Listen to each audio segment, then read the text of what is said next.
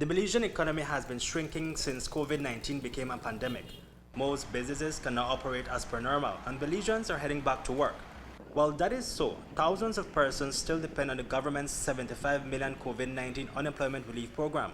Lines continue to form in front of Social Security offices of persons waiting to collect the unemployment relief. Those who lost their job in the tourism sector were among the first to benefit. The government anticipated 20,000 tourism jobs would be lost, and a further 20,000 in other areas.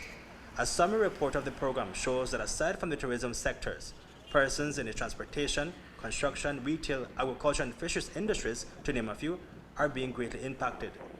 Those who lost their jobs due to COVID-19 are receiving $150 every 2 weeks and $100 every 2 weeks for those unemployed before the virus. Remember that the unemployment relief program is attempting to take care of those recently unemployed, but it is also attempting to take care of those that have been longer unemployed.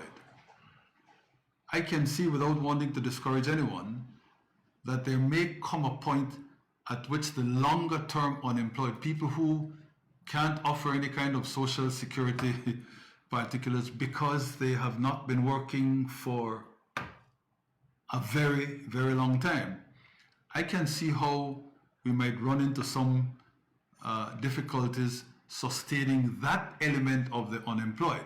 A little over 81,000 applications were received up to April 24th, when G.O.B decided to close the application process. These included close to 1,000 barbers, more than 1,200 taxi drivers, more than 5,000 persons in the food service industry, and close to 400 entertainers and support staff. 4,750 vendors were approved.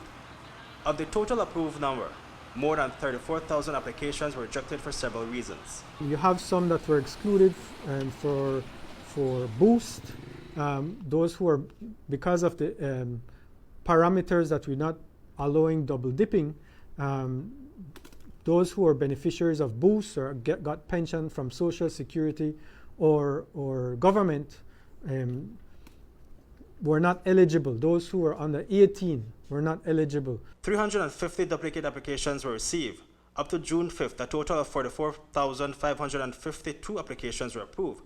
Of this number, 45% were recently laid off persons.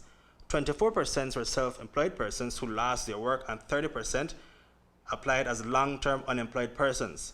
2 weeks ago, at the end of May, Prime Minister Barrow said this. We are having some difficulties with the unemployment relief program, as I alluded to earlier, having principally to do with the lack of information or accurate information submitted by some participants or would-be participants in the program.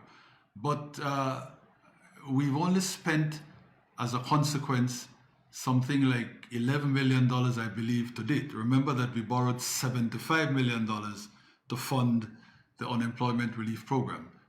I did take 10 from that 75 to start the food rollout, but that is going to be reimbursed. So we still must think in terms of a $75 million pool for unemployment relief. On that basis, absolutely, with the additional layoffs that we will see now, the unemployment relief program will have to continue and perhaps be expanded. But before that is done, several factors are under consideration, such as the priority categories of unemployed persons, a specific program for support of small businesses, and greater institutionality formality.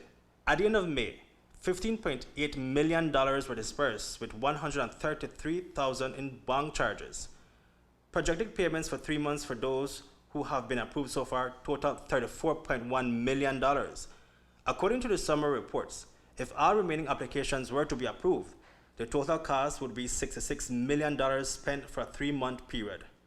In the meantime, opposition leader John Briseno supports the forensic audit of the millions which have been dispersed.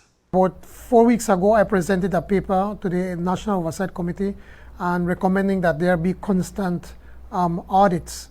So I think it's time now for if they have not started yet, for the Auditor General and her team to start to go in and to audit the food assistance and the unemployment relief that we've been giving. Reporting for News 5, Hipolito, Novelo.